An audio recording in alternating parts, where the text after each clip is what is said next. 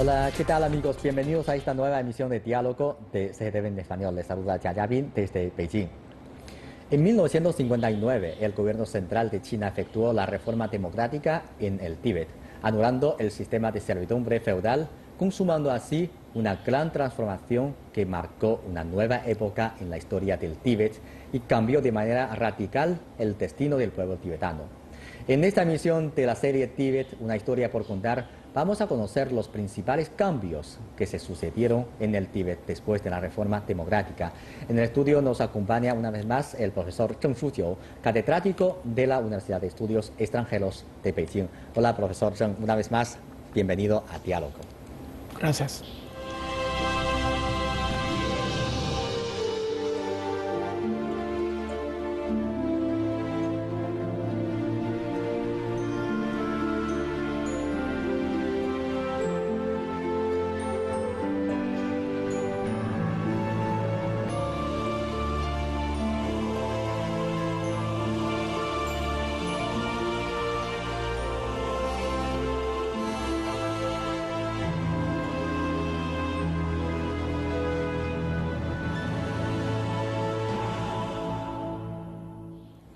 Bueno, en la tercera sesión hemos hablado sobre la rebelión armada en contra del gobierno encabezada por la camarilla Dalai Lama 14. Entonces, finalmente, esa rebelión se acabó con la victoria del pueblo tibetano y desde ahí el gobierno central comenzó a arrancar la aplicación de una reforma democrática en esa región. Entonces, ¿podría explicarnos cuáles eran las principales medidas de esta reforma democrática?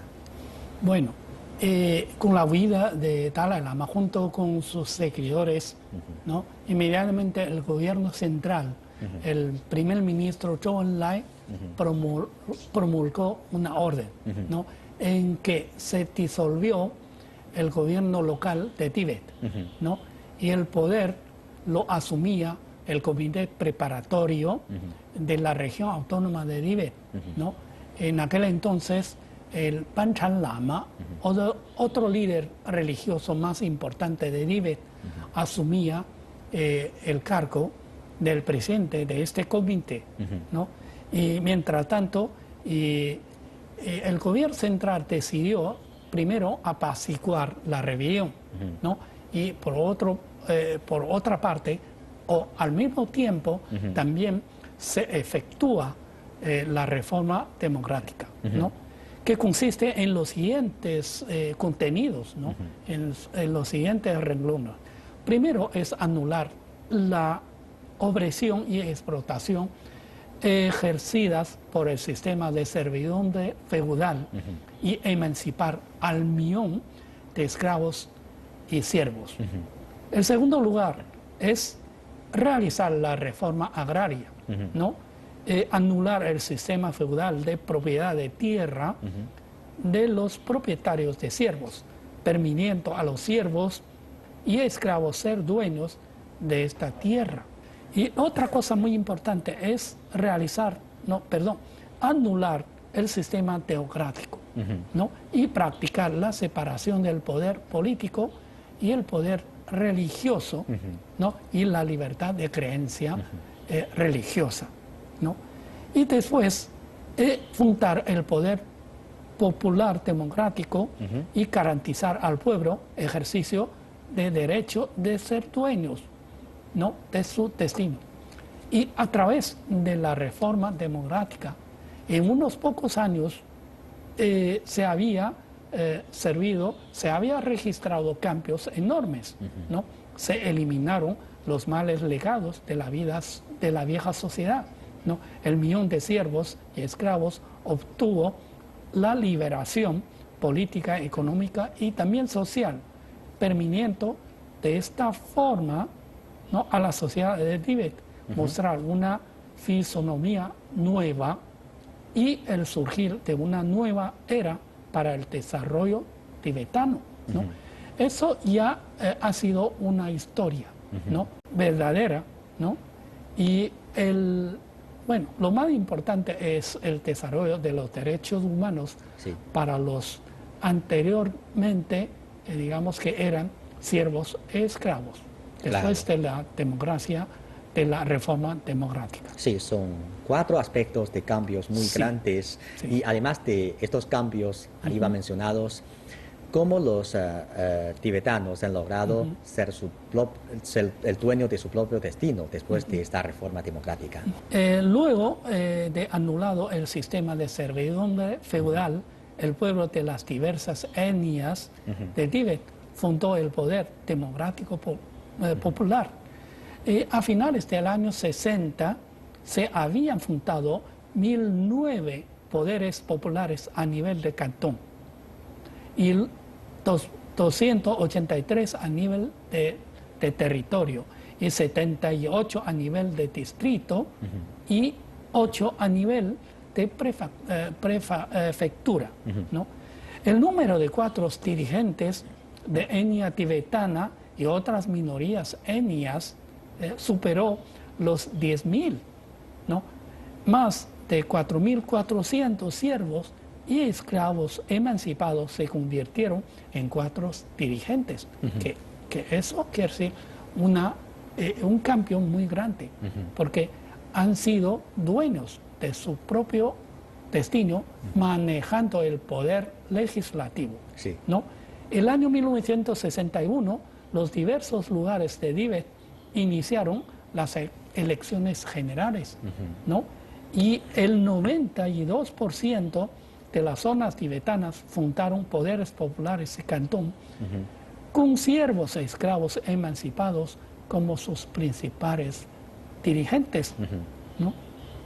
Y en septiembre del año 1965, eso quiere decir que el año pasado ya cumplió 50 años, ¿no? Se celebró la primera Asamblea Popular tibetana, ¿no?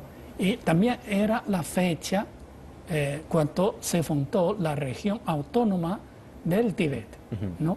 Y del total de 301 diputados, ¿no?, de la Asamblea, los de etnia tibetana y otras minorías etnias representaron más de 80% de estos diputados, ¿no? Y también había un 11%, ¿no?, que proviene de los, digamos, de capas superiores, incluso de monjes de diferentes niveles de Tíbet, ¿no? Y el establecimiento del poder democrático popular proporciona una fuerte garantía al pueblo tibetano para ser dueño de su propio destino. Realmente con estas reformas democráticas los tibetanos realmente se han convertido en dueños de su propia vida, dueños de su propio destino y dueños de esa tierra.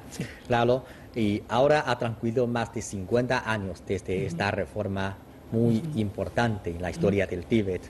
¿Cuáles son los cambios que se han registrado en el campo económico y social en esta región? Bueno, para hablar de los cambios será, digamos, muy difícil enumerar todo, ¿no? Nada más nos limitamos a enumerar, a tomar unos ejemplos, ¿no? Por ejemplo, los ingresos de los habitantes urbanos y rurales aumentan rápidamente, ¿no? La vida del pueblo resulta más rica y próspera. Aquí tengo algunas cifras. El año 2014, el ingreso disponible de los habitantes de las ciudades y poblados de Tíbet fue de 22.000 yuanes, 38 veces encima de los 56, de los 565 yuanes del año 78. Quiere decir, desde el 78 hasta 2004 había aumentado, ¿no?, por el ingreso 38 veces, ¿no? Otra cifra también muy importante que es un aumento equivalente a 10,7%, ¿no?, anualmente, ¿no? Y para los campesinos y pastores también un aumento promedio anual de 10,9%. Y otra cifra también muy importante que es el aumento de la población, ¿no? Aquí tengo un cuadro, ¿no?, en que se muestra, por ejemplo, el año 1951, cuando se firmó el acuerdo de emancipación pacífica de los 17 artículos, la población total en Tíbet era de 1.140.000, ¿no? Y ahora, hasta el año 2014, la población total de Tíbet es de 3.170.000, ¿no? Tú sabes que en China había practicado digamos, una política de planificación familiar bastante estricta, ¿no? Quiere decir, cada familia o cada pareja no puede sino tener un hijo o un parto. O una hija. O un parto, ¿no? Puede ser dos, pero gemelos. ¿Sí? Pero en las zonas, digamos, de grupos menores étnicos, ellos tienen una libertad en cuanto al aumento demográfico, digo. Por eso, digamos, es un aumento de 3 veces. Claro. ¿No? En 60 años, ¿no? Era de 3 veces. En comparación con las zonas interiores de China, sobre todo con la población de los Han, que somos nosotros, el aumento ha sido mucho menos que la población tibetana y de los grupos étnicos menores en general, ¿no? Y eso también se debe, ¿no? Digamos, a un servicio digamos, médico, no público, ¿no? Por ejemplo, del año 1959, cuando salió huyendo Dalai Lama, junto con sus seguidores, era en total 62 órganos sanitarios y camas del hospital nada más de 480. Y el año 2014, en Tíbet, se encuentran 1.430 órganos y las camas suman hasta 12.024, ¿no? 24 camas, ¿no? Precisamente con ese servicio médico han podido asegurar, ¿no? la salud. Por ejemplo, que yo sepa, en la vida promedia de los tibetanos hasta el año 1951 era de 35 años nomás. Y ahora casi cerca de 70, ¿no? Quiere decir, la vida de espera, ¿no? De esperanza, ¿no? Bien, y también tengo unas cifras más que quiero, hablar, ¿no? Por ejemplo, de 65 a 2014, el BIP del Tíbet pasó de 327 millones de yuanes a 92.000 millones de yuanes, ¿no? Con un aumento de 281 veces, ¿no? Y a partir de 1914, el PIB local ha aumentado el doble dígito durante 20 años, ¿no? Consecutivos, con incremento promedio anual de 12,4%. ¿Sí? Y estas cifras nos informan que se han registrado grandes cambios. Por ejemplo, también en cuanto al volumen global de importación y exportación, fue de 2.255 millones de dólares estadounidenses, equivalentes a 321 veces que los 7 millones en el año 1965. También el gobierno central ha dado siempre suma importancia al desarrollo económico en Tíbet. Por ejemplo, el gobierno pide a 27 provincias o municipios, ¿no?, dar su ayuda y su apoyo, ¿no?, haciendo construcciones en Tíbet, ¿no?, en Tíbet, ¿no? Y también el apoyo de Hacienda Central, ¿no?, que ha sido, que digamos que forma que constituye un 90% en comparación con el egreso local de Tíbet. Sí, ¿no?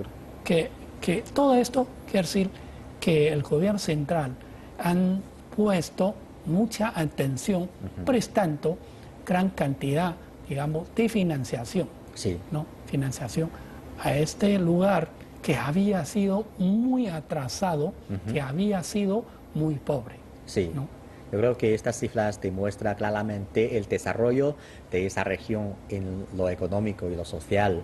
Entonces, Tíbet es vivo para mucha gente porque tiene una cultura muy propia, muy típica. Entonces, ¿cuál es la situación de desarrollo de sus propias culturas en estos últimos más de 50 años? Sí, bueno, hablando de la cultura, sabemos que Tíbet o los tibetanos tienen su propia lengua y su propia escritura, ¿no?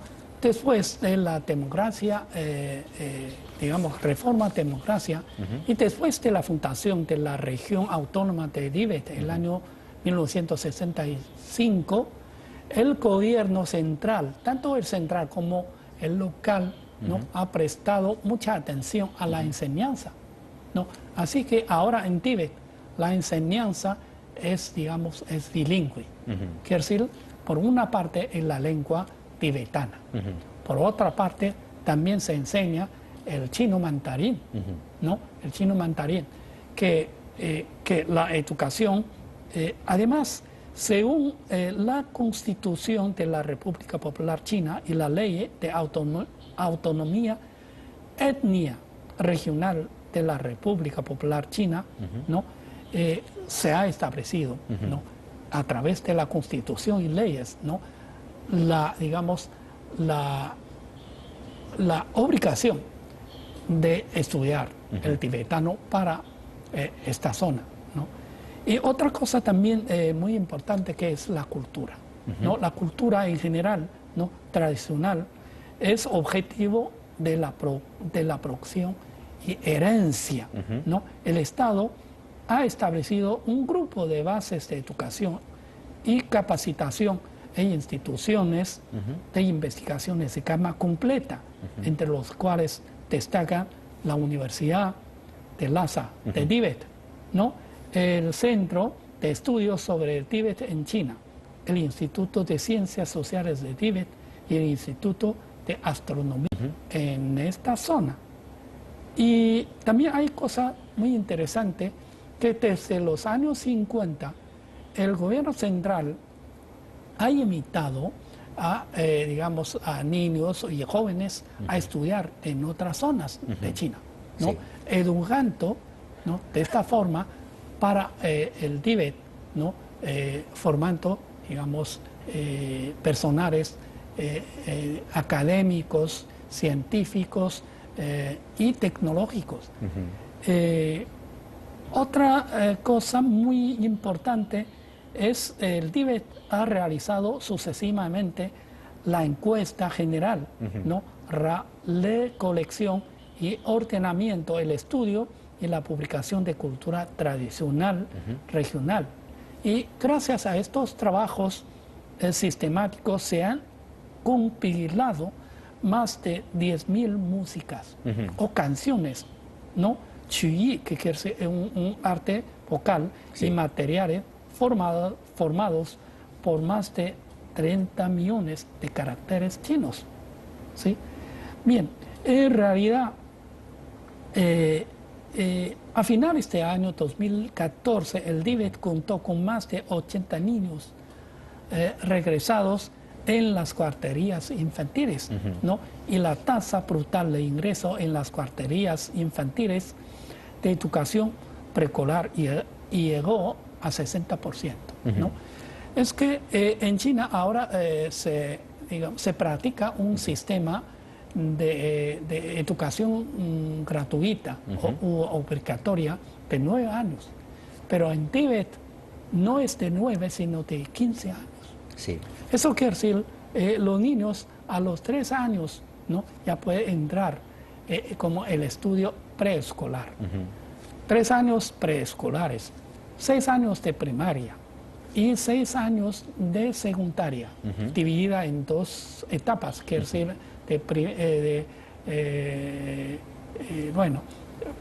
secundaria y preparatoria, ¿no? En total 15 años, que no se ha registrado, que no se ha practicado en otras partes de China, ¿sí? Pero siempre con el apoyo y financiación por parte del gobierno central. Sí, claro, la educación es una manera más importante para el desarrollo de una región, y también yo creo que estas políticas del gobierno chino para proteger la cultura de esa región ha dejado un efecto muy importante y muy efectivo. Por ejemplo, para mí, una persona que no soy un tibetano, también conozco muchas cosas del Tíbet, de la cultura de Tíbet, por ejemplo, el coser, por ejemplo, el tanka, por ejemplo, también sabemos que en Tíbet hay una fiesta muy importante que es, se llama Shatun, ¿no? Sí. Entonces, esto ya no se ha generalizado en Tíbet, sino también entre todos los chinos. Estamos conociendo cada vez más a esta región. Sí. En el desarrollo del Tíbet, o después de la emancipación del Tíbet, había 2 acontecimientos muy importantes. Uno es la reforma democrática en el año 1959, que hemos hablado. Y el otro asunto es el establecimiento de la región autónoma del Tíbet en 1965. Sí. Eso también es un acontecimiento muy importante para Tíbet. ¿Podría usted explicarnos sobre este sistema de autonomía en las zonas de poblaciones de grupos étnicos minoritarios en China? ¿Por qué en Tíbet se estableció esta región autónoma? Tú sabes que China es una nación de múltiples grupos étnicos, ¿no? En total somos 56 grupos étnicos, ¿no? Y entre estos grupos, los de Han, ocupamos, como somos de Han, ocupamos el 91%. El resto 9% lo forman los 55 grupos étnicos menores, ¿no? Como por ejemplo como los tibetanos, como los mongoles, coreanos, musulmanes, los uigur, los chuang, ¿no? Precisamente en consideración, ¿no? De estos, digamos, de esta herencia cultural, ¿no? e histórica, ¿no? La República Popular China, ¿no? Digamos, estableció una serie de políticas y leyes, ¿no? Para garantizar los derechos de los grupos menores étnicos. Desde los años 50 ya empezaron a a establecer regiones autónomas en diferentes lugares. Estas regiones tienen una categoría como una provincia, que hasta el momento son 5, ¿no? Que, bueno, es la región autónoma de los mongoles interiores, ¿no? La región autónoma de los Zhuang, que se encuentra en Guangxi, en el sur de China.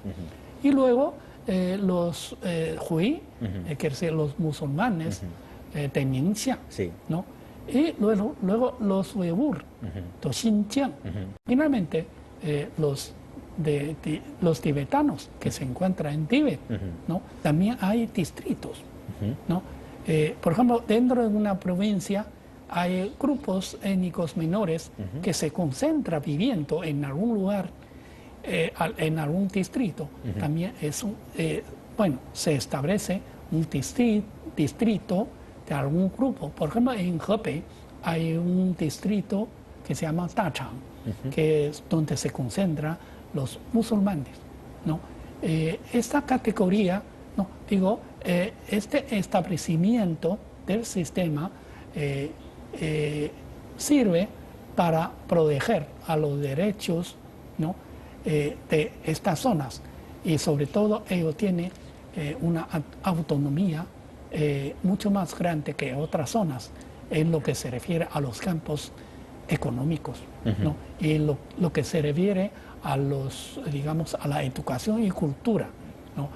tradicional de cada zona. Con estos 4 emisiones del programa hemos podido conocer diferentes aspectos del Tíbet, su historia, su religión, su pasado y su presente. Sí. Eso yo creo que nos ayuda a conocer mejor esta región de forma más clara. Y usted, como un gran conocedor de este tema, también ha tenido mucha experiencia de intercambiar puntos de vista con los amigos extranjeros sobre Tíbet. Imagino que usted también debería haber más reflexiones, muchas experiencias impactantes, impresionantes. ¿Podría compartir con nuestros televidentes sobre sus reflexiones sobre este tema? En realidad, los amigos extranjeros, digamos, hispanohablantes, cuando plantean sus preguntas o dudas, o incluso, digamos, sospechas, ¿no? En realidad, ellos lo han hecho por la ignorancia, porque no conocen, ¿no?, el problema de Tíbet, no conocen su historia, no conocen la historia. Por eso, otro principio, ¿no?, criterio que siempre sigo o debemos seguir, que es el respeto a la historia. Sí. Y el respeto a la realidad, ¿no?, sobre todo a la realidad histórica, ¿no? Y también hay que respetar el camino que han seleccionado el pueblo tibetano, los mismos tibetanos, ¿no? Hay que respetarlo, ¿no? Bueno, y también me doy cuenta de que la gente pregunta por, digamos, cosas, digamos, aún no lo podemos considerar buenas o aceptables, satisfactorias. Yo siempre digo que hay que reconocer que todavía hay mucho camino para recorrer, ¿no? Siempre hay cosas buenas y hay cosas malas, no satisfactorias. Hay que reconocerlo. Sin embargo, tenemos también que conocer que la historia siempre corre, ¿no? La historia siempre avanza, ¿no? Esa corriente, ¿no?, de progreso o progresista, ninguno puede retenerlo, ninguno puede detenerlo, ¿no? Y esta vez que el canal de español en CCTV me ha invitado para hablar algo, ¿no?, que yo conozco, que estoy informado, para mí es un gran placer y también una buena oportunidad, digamos, para intercambiar ideas con ustedes y con los espectadores de este programa. Para nosotros es un placer y nos parece que cada vez más personas conozcan esa región. Eso es muy importante porque debemos conocerlo, conocer las cosas desconocidas sin perjuicio. Y eso es muy importante. Muchas gracias por sus esfuerzos en ayudar a más personas a conocer Tíbet. Gracias. Los enormes cambios en estos más de 50 años han permitido al Tíbet pasar del atraso al progreso, de la pobreza a la abundancia, de la intolerancia a la apertura. Hoy en día el Tíbet está avanzando por el camino de desarrollo económico y social y al mismo tiempo conserva su propia cultura. Sin duda, esta región está disfrutando del mejor periodo de desarrollo de la historia. Con esto terminamos esta emisión de Diálogo, concluyendo nuestra serie Tíbet, una historia por contar. Gracias por sintonizarnos. Hasta la próxima emisión.